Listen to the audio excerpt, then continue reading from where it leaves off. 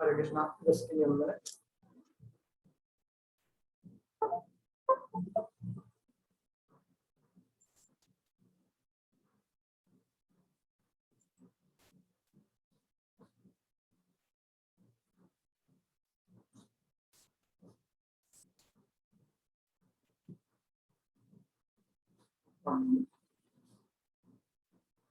Cannot start it.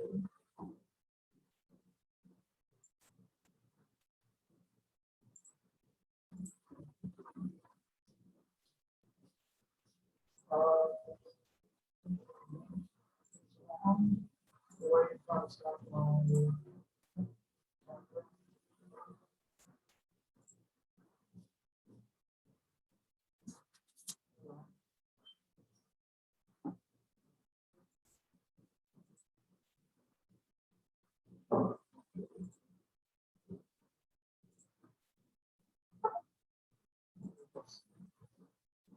Hold on.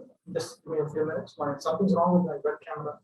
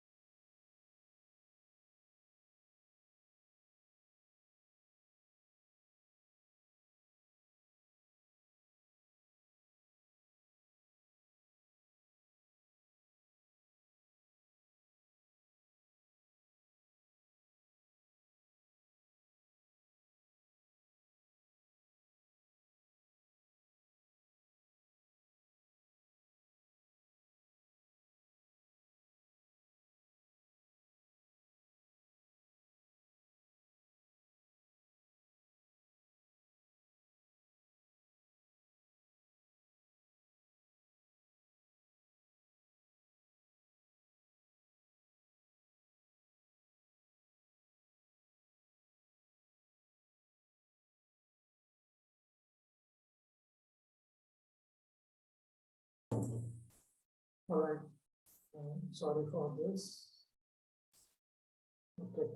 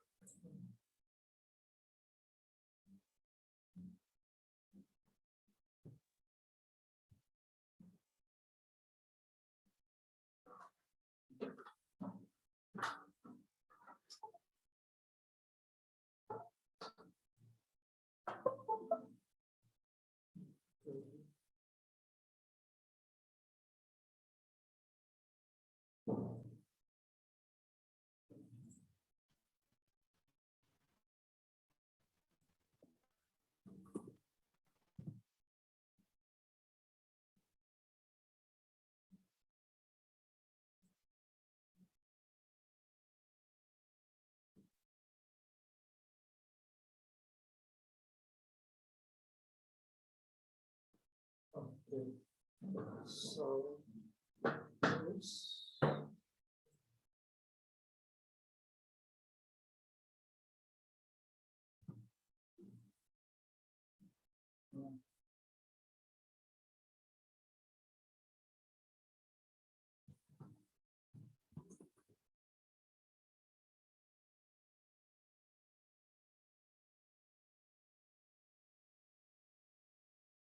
Okay. This is 1.5 and maybe 3. So, okay.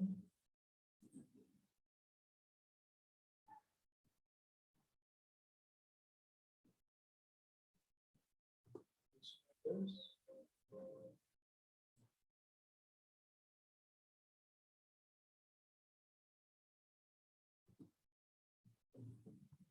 This.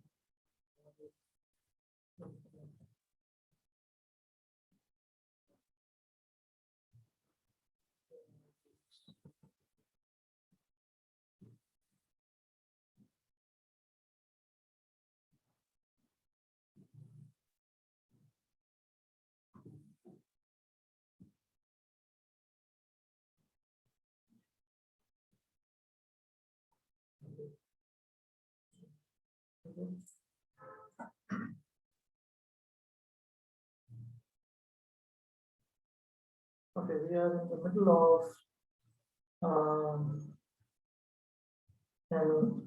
an objection from whom? From the Sri Vaishnava group.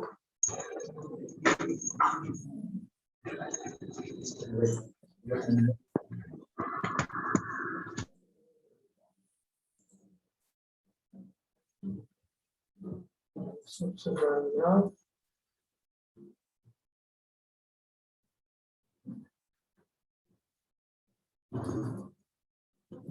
This is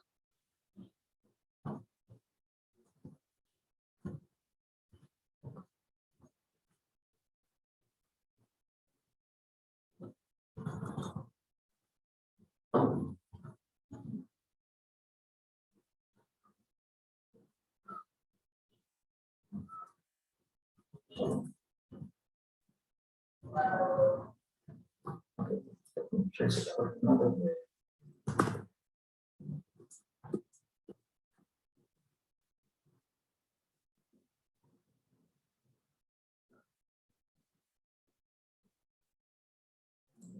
Yes.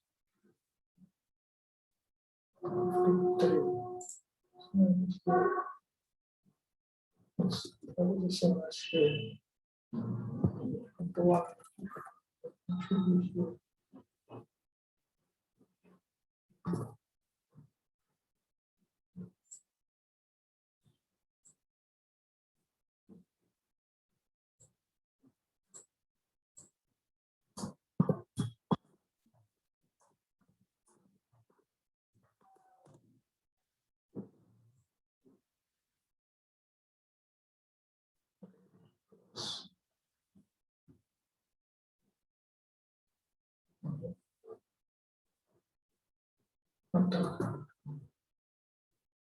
Okay, so let me get back to this.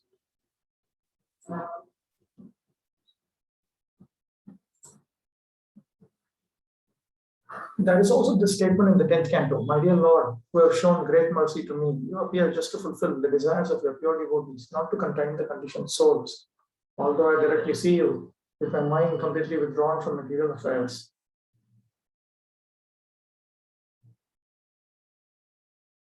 I cannot understand the greatness of your form as Krishna, which is greater than the form of Vasudeva. Then what to speak of the extent to which realizing you is superior to the happiness of impersonal self-realization?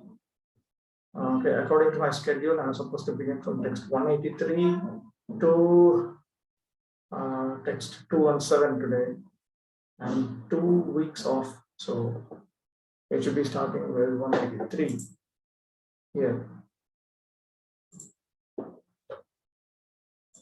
Okay, continue. Atra karika devasvanamne deveti ख्यातं यस्य वपुः सहि योहानाम् आदिमो वासुदेवो देवो वपुर्मतः ततोपि महिमाहात्म्यं साक्षादेवात्र ते सतः को विधाताप्यवसितुं ज्ञातुं नेष्येऽस्मि न क्षमः किमुता हो आत्मसुखानुभूते ब्रह्मरूपतः. Karikas explaining this, verses explaining that 10th canto verse. Deva Vapur is understood to mean the Lord who appears in the form known by the name Deva. In other words, he appears as Vasudeva, the first of the 4 Yuga expansions. Brahma says, Brahma implies, who in this world can ascertain your exalted greatness which surpasses that of Lord Vasudeva? Even I, the creator, cannot understand it after experiencing it directly. Then what to speak of the extent to which your personal greatness surpasses that of your impersonal Brahman form, which enables one to taste the happiness of this self? So here, Deva actually refers to Vasudeva. The name Vasudeva includes within it the title Deva. It is common to mention a person with the second part of his name, just as the poet Bhartrihari is sometimes simply called Hari. And in today's world, it is very common for people to refer to him by his second name.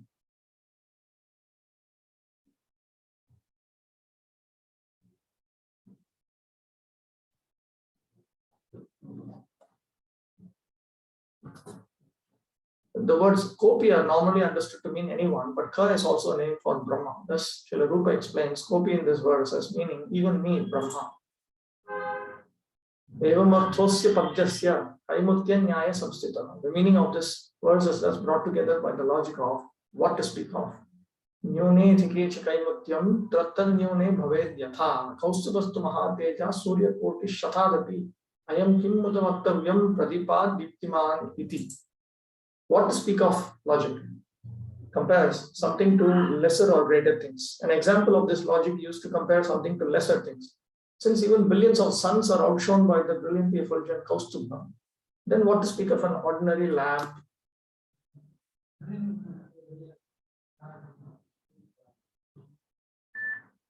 Okay.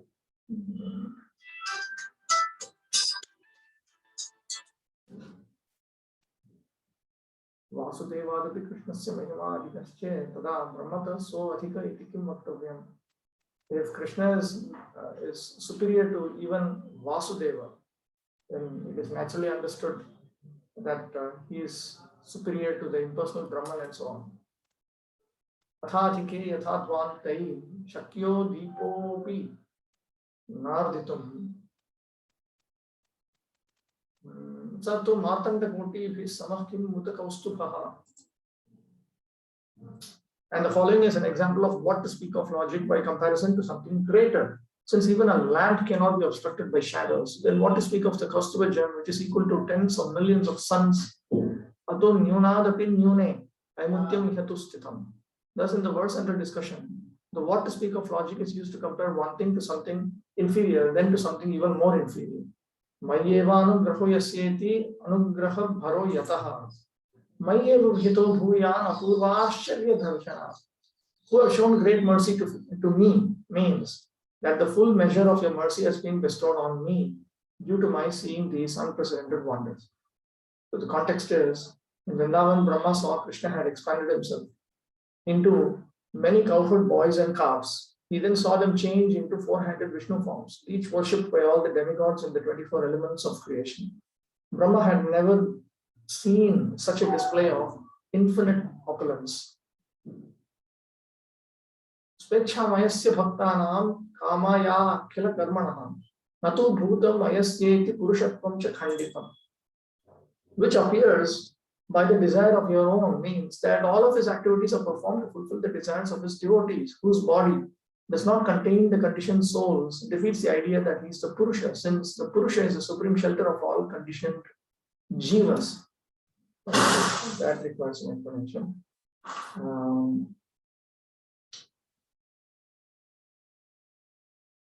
Brahmana purvam yani na drishtani tani chaturbhusani chid ghanani sadeva ganesh chaturvimshati tatvai stuyamanani ananta divya vibhuti manti adbhutani tesham darshanam. Brahma had seen forms that he previously never saw. He saw four-handed, fully spiritual forms who were worshipped by the devas and the predominating deities of the 24 elements. They were glorified by the devas and the predominating deities of the 24 elements. And each of these four-handed spiritual Vishnu form was filled with unlimited divine opulences, and therefore they were very wonderful. The Lord appears by the desire of his devotees. In Brahma's prayer, the word Bhuta refers to the living entities who take birth in the material world. The Medini Kosha states, Bhutam Shmado Pishachalo Janto Klitam. Bhuta can mean earth and other elements, Pishachas and other ghostly spirits, or any creature. In these definitions, the word has a neuter gender. Brahma refers to the Purusha resting on the causal ocean as Bhutamaya, because the living entities who have fallen into material existence repose in his body prior to the creation and are maintained by his potencies during their active life in this world. Krishna dedicates to his Amsha the pastime of supervising the creation so that Krishna himself can remain uninvolved. Purushatva karanarnavashayi sankarshanatvam krishnasya nirastam. Krishna is not involved. Rather, the Karanavashayi Vishnu, Sankarshana, he is involved. He is the one who takes care of them. Bhuta Shabdotra Jiva Vachi. Here, Bhutamaya refers to the living entities. Sarva Jiva Ashrayatvat Purusho Narayana Bhutamaya. Because Lord Narayana, that one who's lying as the shelter of the conditioned souls, he is dealing with all these conditioned souls, therefore he is considered to be Bhutamaya. Tad Vilakshanatvat Krishna Bhutamaya na ityukta. But Krishna is not that. Krishna is not that. He is separate.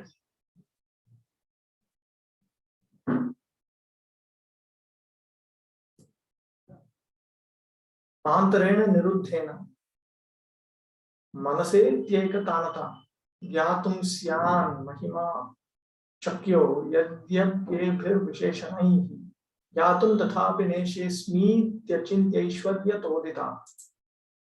Even with my mind subdued and completely withdrawn from material affairs indicates exclusive concentration, although it is possible to know something of his greatness by these qualifications. Brahma nonetheless says, I am not able to know it. In this way, Brahma implies that Krishna possesses inconceivable powers.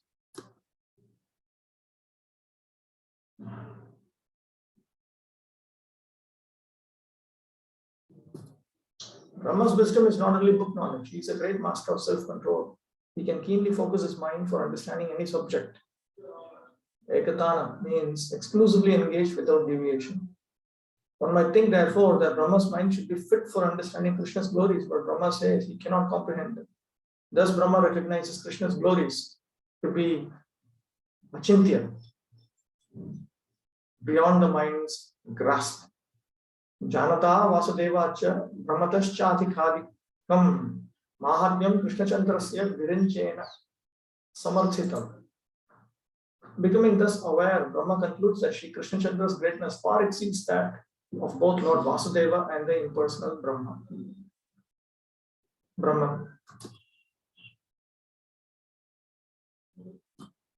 Krishna is superior to Brahman and to Vasudeva. He is Swayam Bhagavan. Ato Manvakshara Manor Dhyane Swayam Bhuvagame Chatvaru Vasudevadya Krishnasya Vrittaririta.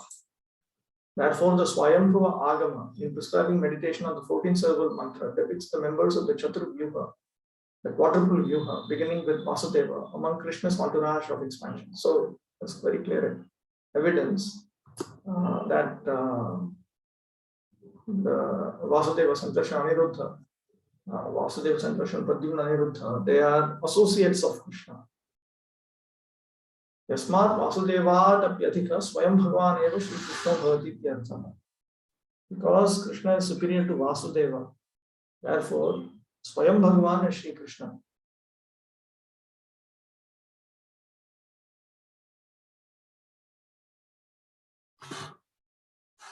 Pramadi Deepikayam cha Vasvakshara Manor Vidhau Gokulesha Vritti Tvena Vasudevadayo Mata iti Vasudevadi Brahman Nirasa. The Kramadipika's injunctions for chanting the 8-syllable mantra also consider Vasudeva and the others among the entourage of the Lord of Gokula. Thus ends the refutation of wrong ideas about Vasudeva and other expansions.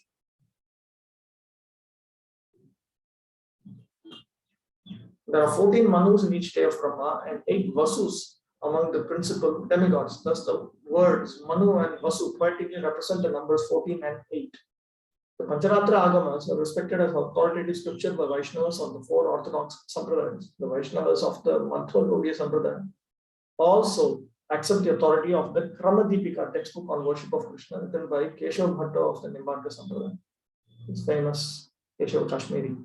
The Rupa Goswami reasons that we should not entertain a view that goes against the statements of these texts.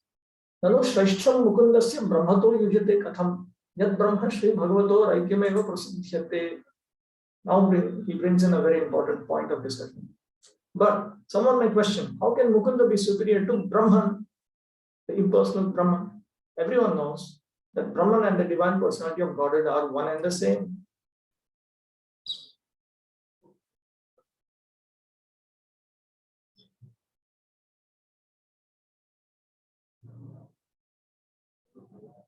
So now there's a person who argues back.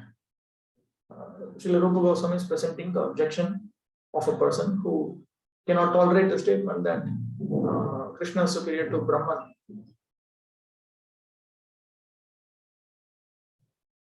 The basic point is this. One cannot say that a person is superior to himself. If Brahman and Krishna are identical, then how can you say that Krishna is superior to Brahman? How can someone hope to swim across an ocean if he cannot even cross a small lake? Similarly, how can someone accept Krishna as superior to Lord Narayana if he cannot even tolerate the impersonal Brahman as subordinate to Krishna? The impersonalist presenting this Purva Paksha argues that Brahman and Bhagavan are the same. How can someone correctly be called superior to himself? Purusha Paramatmacha Brahmacha Jnanam Ityapi Sa Eko Bhagavan Eva Shastreshu Bhagadochate. The same one God is referred to variously in the scriptures as the Purusha, the super soul, Brahman and consciousness. One Supreme Lord is referred to using names like Purusha, Paramatma, Brahman, Jnanam, Bhagavan. Tathacha Skande, as stated in the Skanda Purana, Bhagavan Paramatmeti Prochate Shtanga Yogi Bhi Brahme Tuganishan Nishthai Jnanam Cha Jnana Yogi Bhi. Thus the Skanda Purana states, the personality of Godhead is called Super Soul by the yogis of the eightfold system, Brahman by the followers of the Upanishads, and consciousness by the Jnana yogis. So you have different names for the same object. Just as one might refer to the same object with the terms pot, vessel, and container, the Purupakshi, the objector, he reads this statement as indicating that the terms Brahman, Paramatma, and Bhagavan refer to one and the same entity. So the logic is as follows. Brahma, Paramatma, Bhagavad Shabda, Ghatak, Kalasha, Kumbha, Vat, Ekavachya, Vachi, Lakshana, Paryaya Shabda. He interprets this statement to mean that these are synonyms. Bhagavan, Brahman, Paramatma, Jnanam. He interprets all of these to be synonyms. So because they are synonyms, it's just that the followers of the Upanishads refer to that supreme being as Brahman. The yogis, they refer to him as Paramatma. The Vaishnavas refer to him as Bhagavan.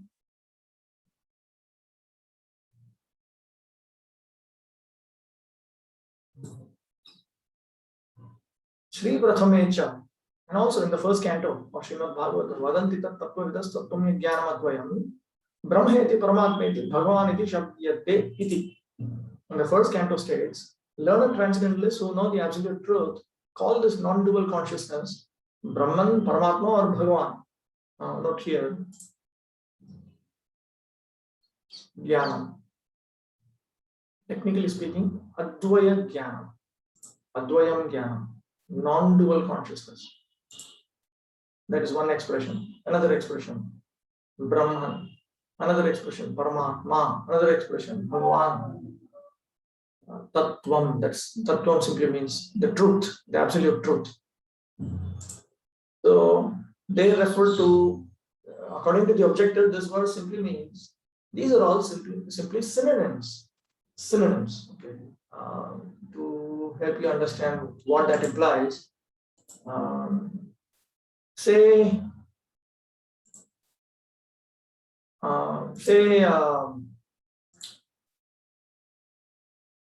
somebody asks for water. He is thirsty, and he asks for water. And he refers to water in a particular language. Say he is referring to water in Bengali, jal. He's talking about the same substance that we refer to in English as water, because jal is a synonym of water. Pani, Hindi. Yeah, it means the same thing. So this objector is now saying that Brahman, Paramatma, Bhagavan, according to Bhagavatam first canto, are synonyms. It's just that different scripture, they refer to him using different names. So that's his view, this objector's view. The impersonal students of Vedanta call the Supreme by the name Brahman, yogis call him Paramatma, and devotees call him Bhagavan. The Purupakshi, the objector, presents these two verses from the Skanda and Bhagavata Puranas to conclude his argument. One of them states that the truth known as Bhagavan, and so on, is pure consciousness, and the other one states, conversely, that pure consciousness is Brahman, Paramatma, and Bhagavan. With this presentation, he wants to establish the complete equivalence of consciousness with the absolute truth in its impersonal, localized, and fully personal features. He wants to rule out any differentiation in the Supreme.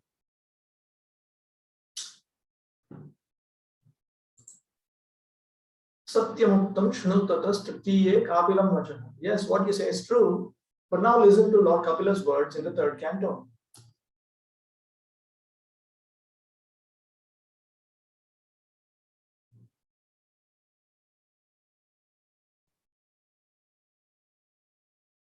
Arthamangi Krityaha Satyamuktam. Rupa Goswami accepts half of what he's saying to be correct. Then he says, yes, what you're saying is true, but there's another half which you need to examine.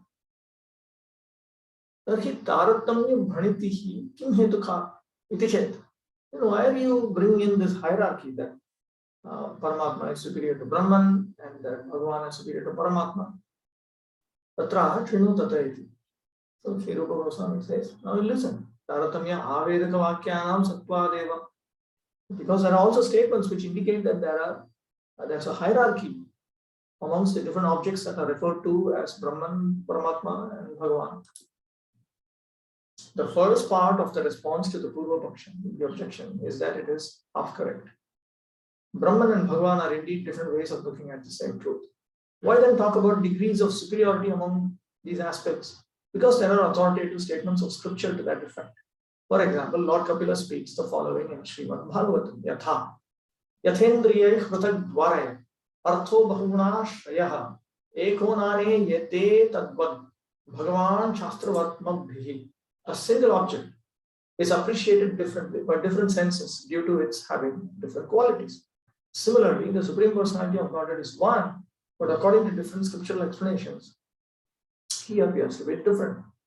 Atrakarika, Tat Shri Bhagavatyeva Swarupam Bhuri Vidyate, Upasananusarenam Bhati Tat Upasake.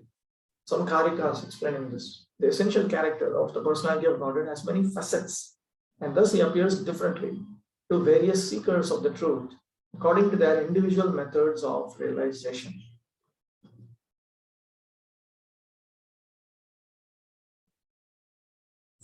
Okay, that's an example which he will now give. Yatha Rupa Rasadinam Gunanam Ashaya Salah Shiradir Reka Evartho Yayate Bhudendriyai. This phenomenon is similar to the way an object such as milk, which possesses qualities of form, taste, and so on, remains always one, although perceived in various ways by the senses. Drisha Shuklo Rasanaya Mathuro Bhavans Tatha Upasana Bhir Bahuda So Sa Ekopi Pratiyate. By the sense of sight, one perceives milk as white, and by the sense of taste, one perceives it as sweet. Similarly, although the personality of Godhead is one, a person perceives him in manifold forms by means of various methods of realization. So you have one object, milk. It is perceived to be something which is white by the eyes. It is perceived by the tongue as a sweet liquid. Same object, but is perceived differently. Similarly, Bhagavan, the Supreme Personality of Godhead, is perceived in different means, methods, systems, in different ways. Jikhvayaiva yathagrahyam madhuryam tasya naparai yathacha chakshuradini grihnantyartham nijam nijam. One discerns sweetness by the tongue alone and none of the other senses. Each of the other senses, such as sight, has access only to its own appropriate object. Tathanya bahya karana sthaniyopasana khila bhaktistu chetasthaniya tattat sarvarthala bhataha. Similarly, all other methods of meditation on the Supreme are like the external senses. Bhakti, however, is like the mind, which receives the sensory input of all the senses.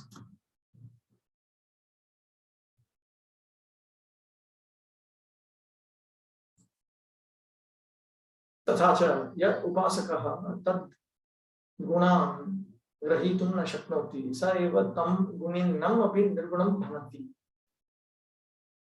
So based on this example, we can come to the conclusion that a person who is worshipping the Supreme Lord and who has access to a particular feature of the Lord, he only perceives him with that feature.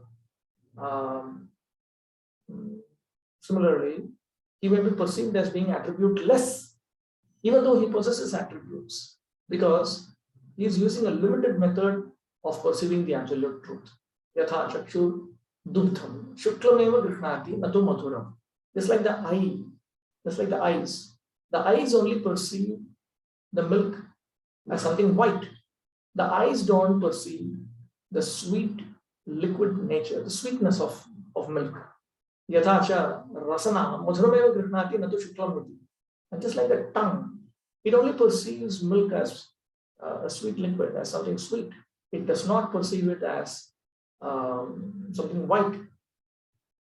Atra chittam yatha dugdham madhuryadim nikhila gunopetam grihnati tatha bhaktireva tam tat sarva gunopetam grihnati iti brahmatvenapi sa grihnati iti artha. And with the mind is antarindriya, it's an internal sense, and it can perceive all of the different facets of the object So with the mind, the senses, because the external senses, they provide this input into the mind. The mind has this concept, there is something called milk. And what is that milk? It is a liquid, it is sweet, it is white, and it has many other features. So all of that together is perceived by the mind. So if the various systems like Ashtanga Yoga, Jnana Yoga, if they can be compared to different senses, then Bhakti Yoga has to be compared to the mind, the internal sense, which has an absolute coordinated perception of all the features of that object. In ordinary experience, we find that objects like milk possess various qualities perceivable by different senses. The same object evokes one perception in one sense and a different perception in another sense. Similarly, the Supreme Lord's complex personality, although one, has many aspects. Spiritual disciplines taught in the Vedas enable one to approach him in various ways. Thus, those seekers of the truth who cannot comprehend his personal qualities say that he has no qualities. This natural limitation of the impersonal viewpoint is similar to how the eyes are naturally limited to perceiving only the whiteness of milk, but not its sweetness. And the tongue is limited to perceiving only its sweetness, but not its whiteness. The mind, however, is considered the ruler of all the senses. It can perceive all of milk's qualities, color, taste, smell, and so on. Analogously, pure devotion has the power to reveal all the aspects of the absolute truth, including both its personal and impersonal features. Other sadhanas can deliver only various partial realizations. Iti pravara shastreshu tasya brahma swarupatah madhuryadi gunadhikyat krishnasya shreshvatochyate. Thus, the most venerable scriptures describe Krishna as superior to his own form of impersonal Brahman because he possesses sweetness and an abundance of other qualities, even though formless, undifferentiated Brahman is Krishna himself and nothing other than him. We must conclude that because Krishna's personal feature possesses qualities, he is superior to his quality less impersonal feature. In Srila Baladev's commentary to text 101 of this chapter, he cited the verse beginning Chayas Tusham to compare bhakti to other sadhanas in terms of how closely they approach the supreme goal. Now bhakti has been compared to other sadhanas in terms of how much of the supreme goal they reveal, using the analogy of the relative powers of the internal and external senses.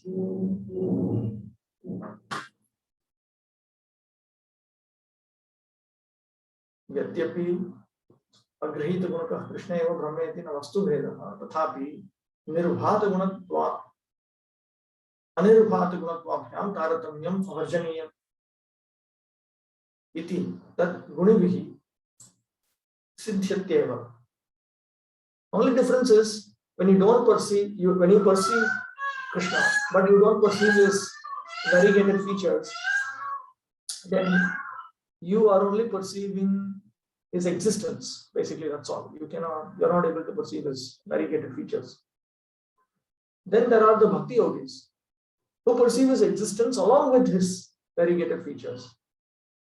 So now, in between a person who can perceive the existence of an object as well as its features, and another person who perceives the existence of that object but cannot perceive the various features of that object, you must admit that the one who perceives the existence of the object as well as its various features has superior experience of that object.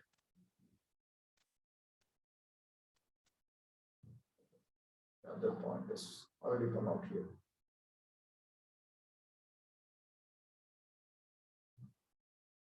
Tathacha Shri Dashame. Okay, then we come to another quote from 10th canto. Tathacha Shri Dashame. तथापि भूमन् महिमा गुणस्य ते विबोद्धुम् अर्हत्यमलान्तर आत्मभिः अविक्रियात् स्वानुभवाद रूपतो ह्यनन्य बोध्यात्मतया न चान्यथा. The 10th canto thus states, O limitless one, it is possible, however, to realize the glory of your impersonal aspect simply by applying one's purified mind in the practice of spiritual perception that transcends the scope of material activity and forms, and by focusing on one's true self. One can realize the impersonal supreme only by employing these means and by understanding it as the soul of everything and not otherwise. Yatha indriye ityadi padyoktam bhava spashtetam pramana. Okay, now to clarify further, he provides evidence in 2 verses.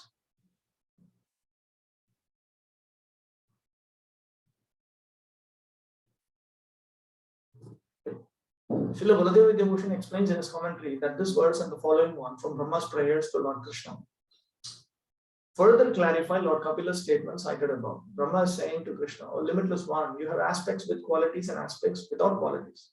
But it is easier to understand the greatness of your qualityless Brahman aspect than to understand the qualities of your absolute personality, capital Y." In this statement, the phrase Vibodhumarhati can understand or can be understood as a type of verbal expression midway between active and passive usage, wherein the subject of the action is its own object. For example, in the statement, the rice is cooking, the rice is both the subject and the object of the action, cooking. Why is it easier to understand the Supreme Lord's impersonal feature? Because one must only apply the purified mind and perceive the real self. But since perception is a mental function requiring a change to the mind state, how can changeless Brahman become its object? Lord Brahma answers this with the word avikriya. The realization of the impersonal Supreme is a special kind of perception in which nothing changes. Then again, only things that have form can become objects of the mind's perception, but Brahman has no form. Therefore, Lord Brahma uses the word arupataha. One in Brahman realization perceives formless truth, much as the ordinary eye can perceive even colorless objects. It is a real fact. We can perceive just color. And we can also perceive objects which don't have color.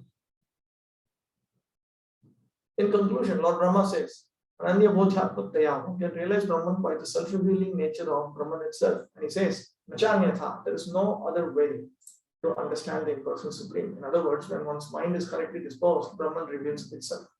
No practices or mental exercises can capture it. Gunatmanastepi gunavimatum chitavatirnasya ishiresya kalena yairva vimita sukalpair bhubam savakhem hika jubhasa. In time, learned philosophers or scientists might be able to count all the atoms of the earth, the particles of snow, or perhaps even the shining rays of the sun, stars, and other luminaries. But among these learned men, who could possibly count the unlimited transcendental qualities possessed by you, the Supreme Personality of Godhead, who have descended onto the surface of the earth for the benefit of all living entities? Just as it is far easier to look at the rays of the sun than to stand directly at the sun itself, so it is far easier to realize the Supreme as changeless, formless, pure consciousness than as a Supreme Person with his innumerable qualities. Sri Vishnu Purana tells us, Anantya Kalyana Guhatma Kosau. He possesses unlimited auspicious qualities. The personality of Godhead has more transcendental qualities than anyone can ever count.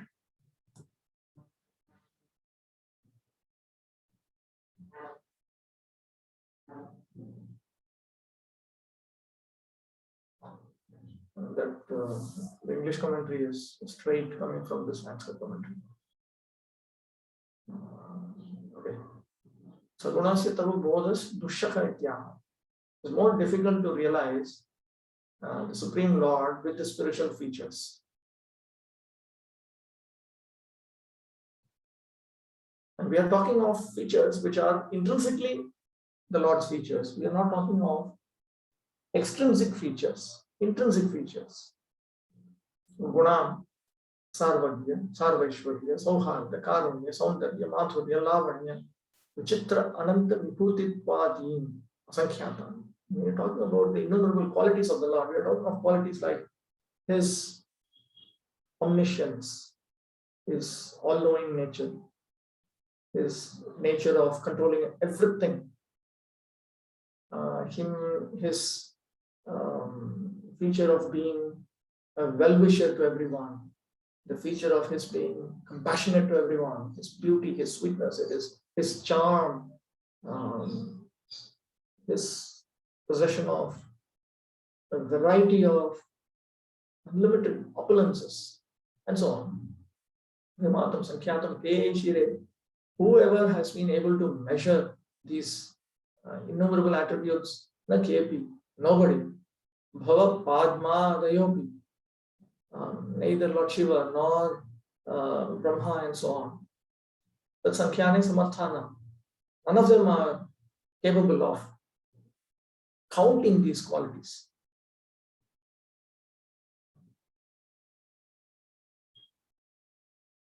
The personality of Godhead has more transcendental qualities than anyone can ever count. Among these qualities, just to name a few general categories, are his omniscience, omnipotence, friendliness, compassion, and his all-attractive beauty, charm, and youthful luster. Not even great demigods like Lord Shiva and Lord Brahma can estimate the qualities of the Supreme Lord. He greatly benefits this world by appearing as his avatars to display those qualities. Sukalpai, Paravasamarthai, Bhuvamsor Kalena Mahataya. Nanu Prakritarupatvan Mrigatrishnopaman Jusham Gunanam Ganana Nasyad Itikatra Vichitrata. But what is surprising about this? Because his form is material, like a mirage, there is no way to count his qualities. Nirguna Brahmavadi Pratyavatisthate Nanaviti. Now, the impersonalist fights back. He brings in this argument. Yes, you cannot count these qualities because these qualities are actually non-existent. They are like a mirage.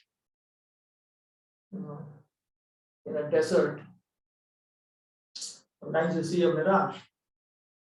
And if you ask, can you count the number of drops in the mirage?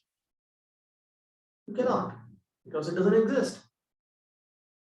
So in that way, this is another attempt by the impersonal Brahmavadi to deny the excellence of the personality of God. Assuming that the unique qualities of the Supreme cannot be real, he imagines that they must be superimposed on Brahman, like the blueness imposed on a colorless ether. Mrigatrishneeti Nabho. Nabho Naiyam. Okay. Maivam Gunanametasya Prakritatvam Navidyate Tesham Surupa Bhutatva Sudarupatvamevahi. No, this is not correct. Krishna's qualities are not material. As features of his essential being, they are simply blissful. Pariharati. He now disposes of this objection. Prakritam Karuna Aropyate Natu Swarupanubandhi. Only material objects can be, you can superimpose your ideas only on material objects. You cannot superimpose the Supreme Lord's own intrinsic features on him. One can disregard material qualities as imaginary, but an eternal entity like Krishna possesses only real qualities. Such spiritual qualities are non-different from the perfect spiritual being who possesses them. They belong to his Swarupa, capital H. Athacha Brahmatarke. Gunai Swarupa Bhutaistu Gunya Sau Haririshwaraha Na Vishnor Nachamuktanam Kvapik Bhinno Guno Mataha. Thus the Brahmatarka says, the Supreme Lord Hari is said to have qualities because those qualities belong to his essential being. It is understood that neither Vishnu nor his liberated devotees are ever separate from their qualities. Sri Vishnu Purana, as stated in the Vishnu Purana, clinching evidence. Satvadayo na santishe yatracha prakrita guna sashuddhas sarvashuddhebhyah umanadhyah prasidatu. The Vishnu Purana says, the material qualities of goodness and so on are never present in the Lord. Sattva adayaha, sattva and so on, material goodness and so on, na santi are not, ishe in the Lord. They are not present in the Lord. So sattva, rajas, tamas are not present in the Lord. May that original Supreme Person, the purest of the pure, be satisfied. And we are talking of sattva, rajas, tamas as prakrita guna, material qualities. The material qualities, sattva, rajas, tamas, are not present in Isha, in the Lord. Notice it doesn't say they are not present in Brahman. They are not present in the Lord. And the Lord itself means the one who controls the living entities. So obviously we are talking about a person, the personality of Godhead, which means he is spiritually variegated. It's a variegated object. But sattva guna, raja guna, tamo guna, the material qualities, they are not present in him. The Supreme Person is absolutely pure, which means not that he is devoid of transcendental qualities, but that he possesses all of them in full. Tathacha, tatraiva. In other words, from that very book, Vishnu Purana, Jnana Shakti Balaishwarya Virya Tejam Sasheshataha Bhagavat Shabdavachyani Vina Heyer Gunadibhihi. The same Vishnu Purana also says the term Bhagavan indicates complete knowledge, sensory strength, physical strength, controlling power, supernatural influence, and radiant beauty to the exclusion of all inferior qualities and characteristics. Very clear. Vina Heyer Gunadibhihi. There are no inferior qualities and so on. That means he does not possess inferior names, forms, qualities, pastimes, abodes, associates, and so on. But you find in him knowledge, sensory strength, physical strength, controlling power, influence, radiance, to a complete extent. Asheshataha, completely. Material qualities like wickedness and old age can never find a place in the personality of the Supreme. This does not mean, however, that he is devoid of qualities. The major categories of his countless qualities are indicated by the title Bhagavan. So you find the term Bhagavan referring to that being who has certain qualities, who does not have certain qualities. So from this itself is very clear that he possesses certain positive qualities, he does not possess certain negative qualities. In the previous verse, from the same book, Vishnu Purana, we find that he does not possess Sattva-guna, Rajo-guna, Tamo-guna, Prakrita-guna, material quality, but he does possess certain spiritual features.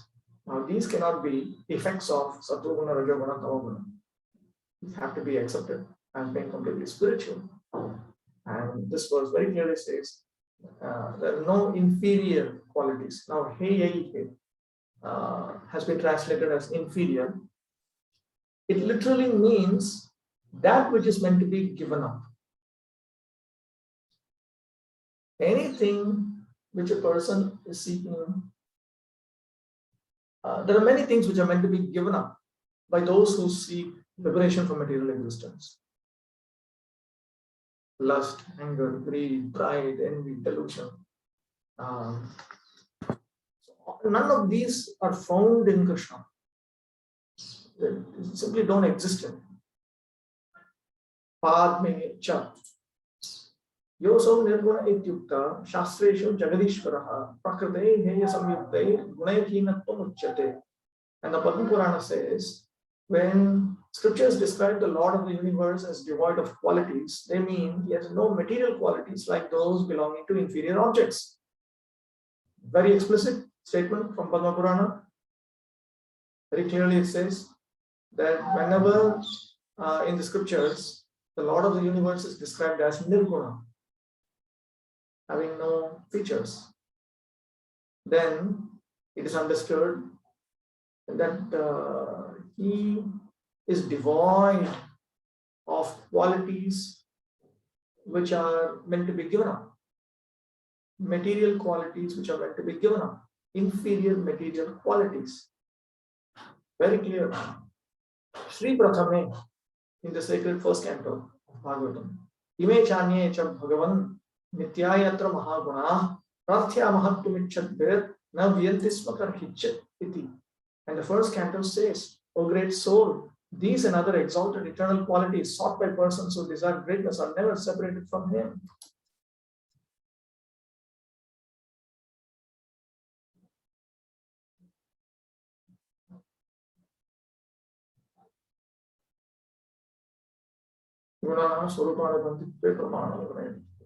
These are all, so the verses that we have been discussing, they are all evidences that the Supreme Lord possesses his own intrinsic features, intrinsic qualities.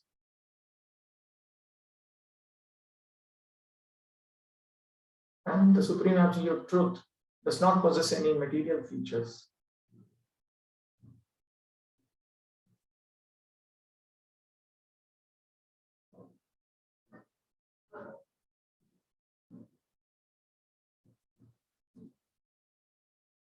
Atah Krishna.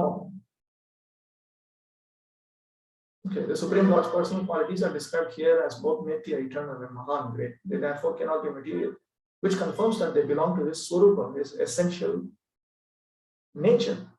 Atah Krishna Prakat. Atah Krishna Prakritanam Gunanam Niyutayatah Vishishtoyam Mahashakti Purnananda Ganakriti. This Krishna is endowed with countless millions of transcendental qualities. He possesses supreme potencies and fully embodies perfect ecstasy. Brahma nirdharmakam vastu nirvishesham amurtikam iti suryopamasya kachate tat prabhopamam. Brahman is an entity lacking qualities. It is undifferentiated in forms. If we compare Krishna to the sun, Brahman is like his effulgence.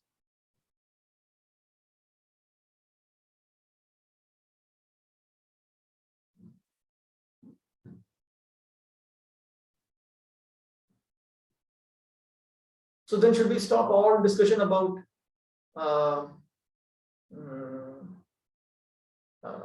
impersonalism?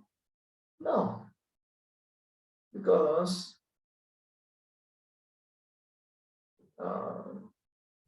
he has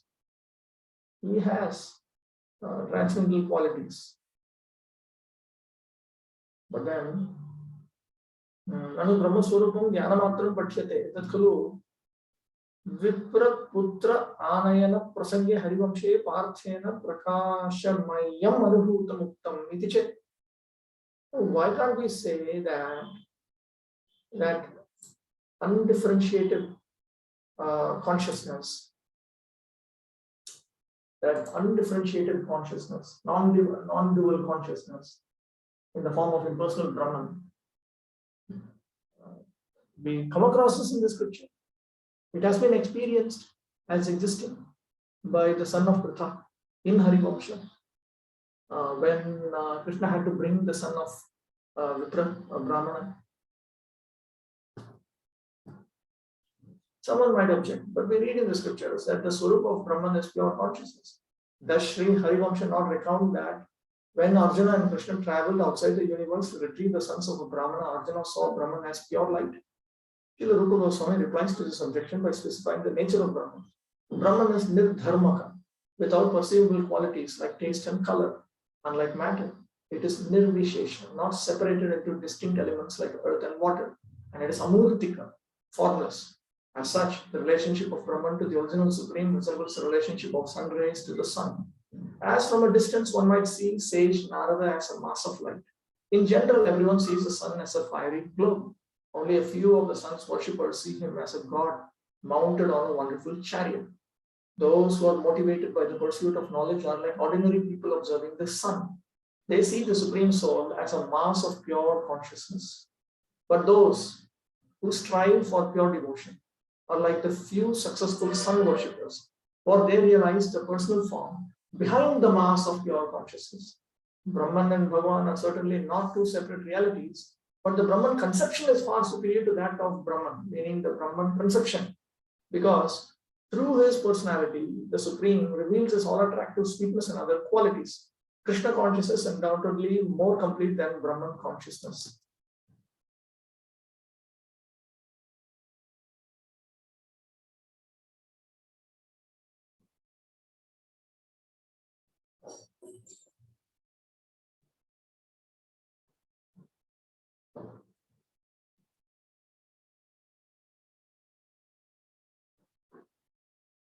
As it is.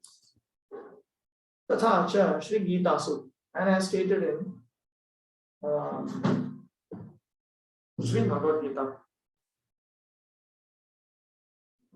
यो मामव्यभिचारेण भक्ति योगेन सेवते स गुणान् समति तेतान् ब्रह्मभूयाय कल्पते.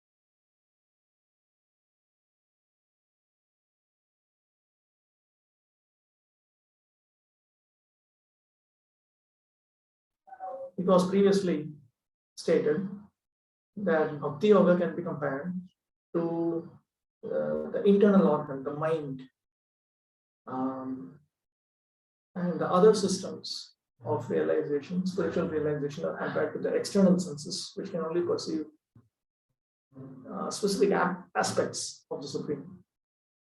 But through Bhakti Yoga, one can perceive all the features of the Supreme, including his mere existence. So that he explains through this Bhagavad Gita verse.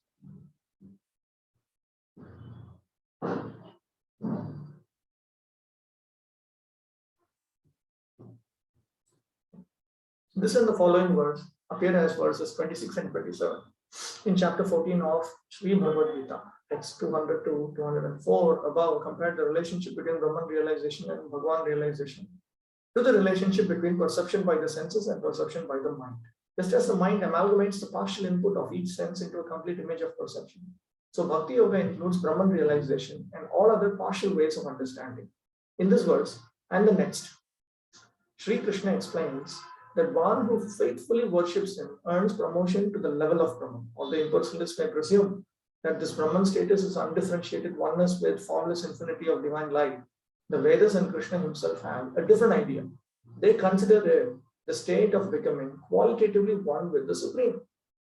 Niranjana Paramam Samyamupaiti, one who has washed off all contamination, attains complete equality with the Supreme. Achieving the Brahman status does not include loss of one's individual identity. Paramatma Manor Yoga, Pramartha Itishyate, Mithyaitad Anya Dravyam Hi, Naityanya Dravyatamyataha. Some may take the union of soul and super soul literally, but their understanding is wrong. After all, one distinct thing never changes into another separate thing.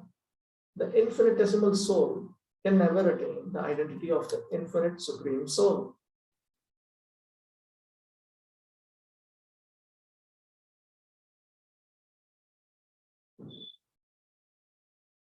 So even though superficially coming to the level of Brahman gives you the impression that you come to the status of Brahman realization, tathapi tat sadrishatvaya iva, tat sadrishatvaya ityeva artha. It actually means that you come to the level of perceiving the qualitative oneness of the self with the Supreme. And that is what is indicated in the Mundaka Upanishad. That you come to the point where you become equal to the Lord, which means you realize that you are qualitatively equal to the Lord. That bhavas, okay. Na khalu anudravyam vibhu bhavet. That which is minute can never ever become all pervading. All right. Next session, next week. I'm supposed to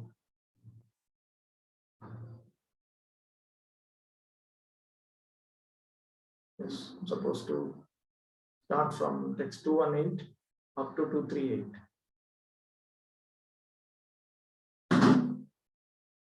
Okay. Let us see some questions. If wickedness doesn't find its origin in Krishna, then how does wickedness even exist? Prabhupada gives this example. We find in the second canto of Bhagavatam that the sun is the source of darkness, shadows. If there is no sunlight, there's no question of shadow. That doesn't mean that darkness is present in the sun. There are two types of causations. Direct causation, there is indirect causation. The sun only emanates sunlight. Directly, it is a cause of sunlight. But it is indirectly the cause of darkness in the form of shadows.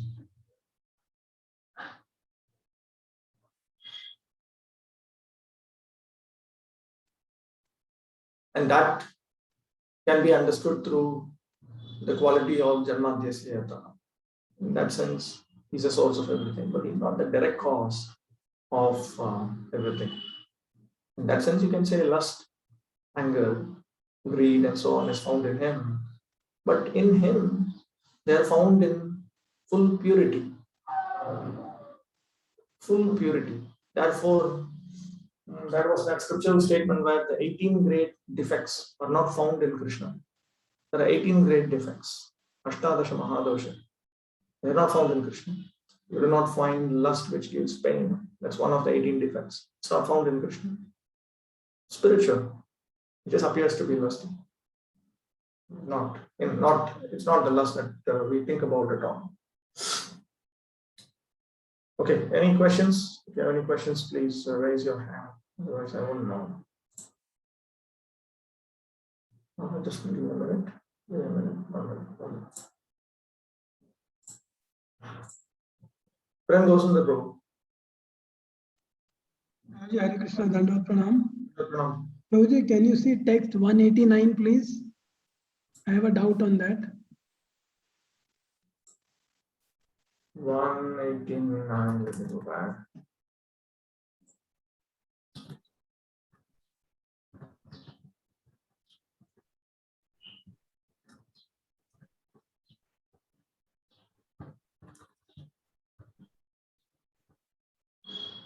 Okay, wait. What should I do?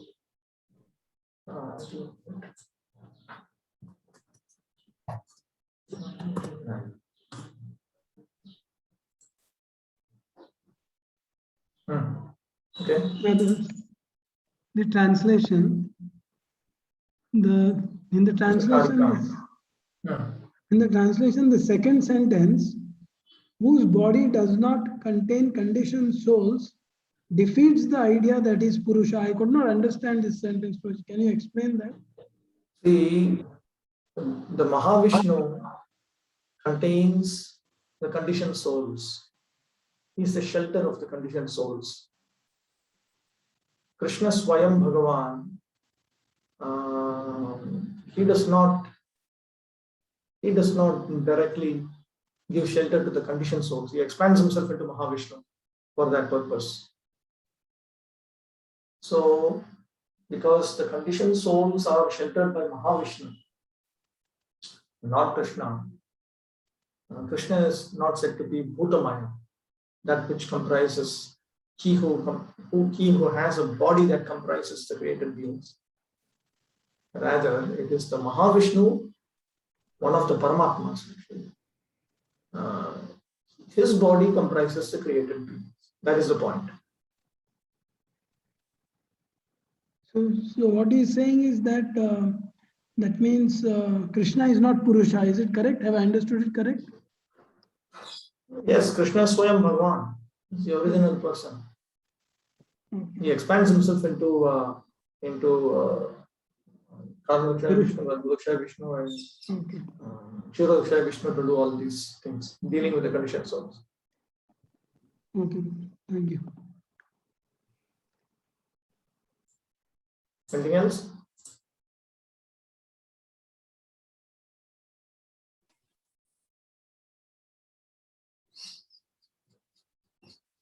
No other questions? Okay, so then we can continue next week. Thank you very much. If you have further questions, you can ask in the Telegram group. Hare Krishna.